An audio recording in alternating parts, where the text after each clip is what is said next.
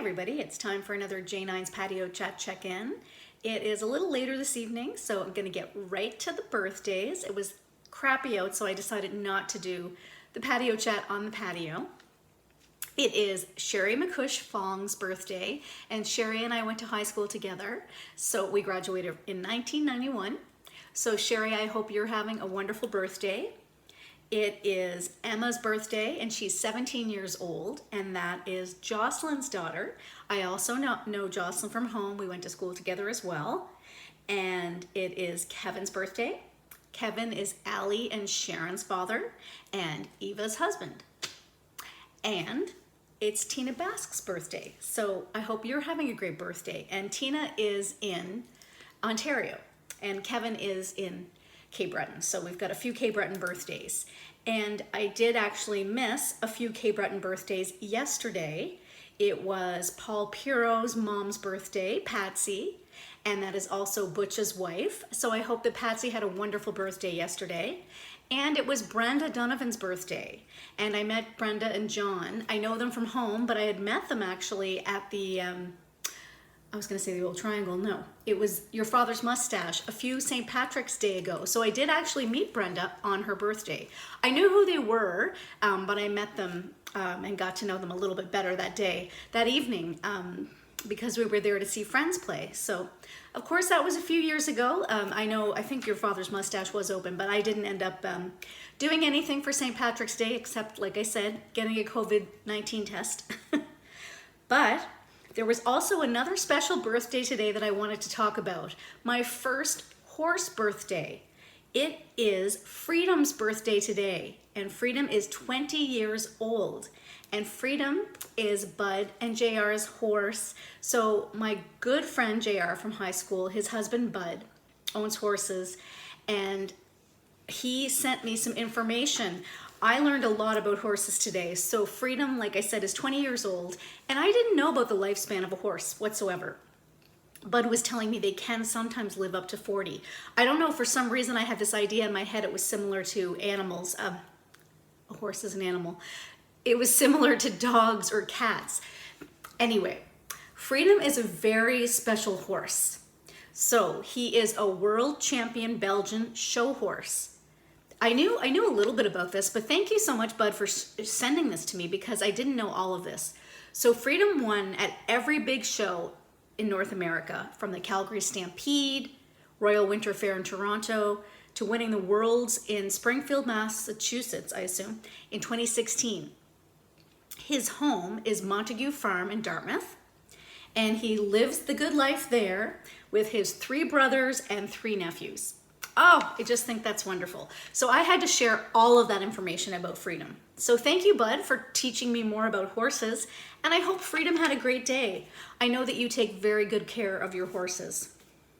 So today was quite a busy day. I had a busy day at work. I didn't end up going to the airport, just a little bit of they didn't end up needing me there, so I didn't end up going because I was surge support.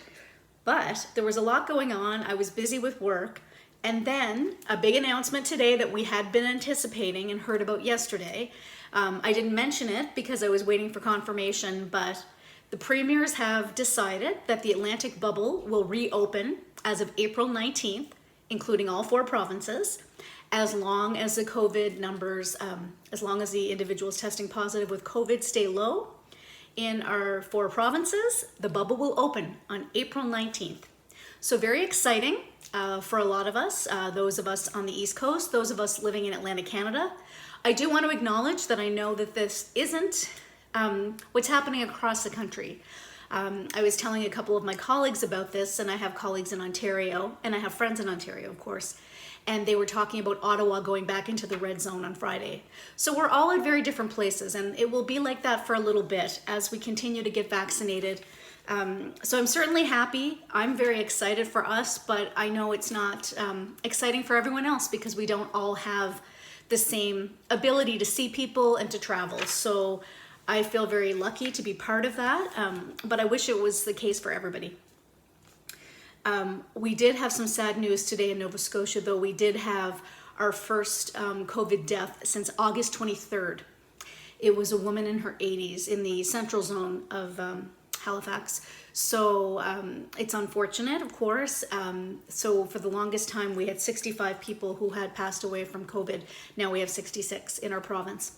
I didn't actually look at other individuals today. I didn't look at other provinces, but I did see that as a result of seeing the notice about the Atlantic bubble and seeing some other things posted around Nova Scotia. So yes, that's it. I went to the gym tonight, so I've got 2 of my 3 workouts for this week in. So feeling good about my commitment to getting back to the gym. I have my 9 a.m. appointment for Saturday. This coming week, I have a board meeting on Tuesday. So this week I did Tuesday and Thursday, but I can also do Monday and Wednesday. So that's great. So next week I'll do Monday and Wednesday. I'm trying to adapt it to my schedule, to what comes up, and having no reason not to be there. So far so good. And getting all my walks in. Today was day 18. Yeah, so I'm feeling great about it.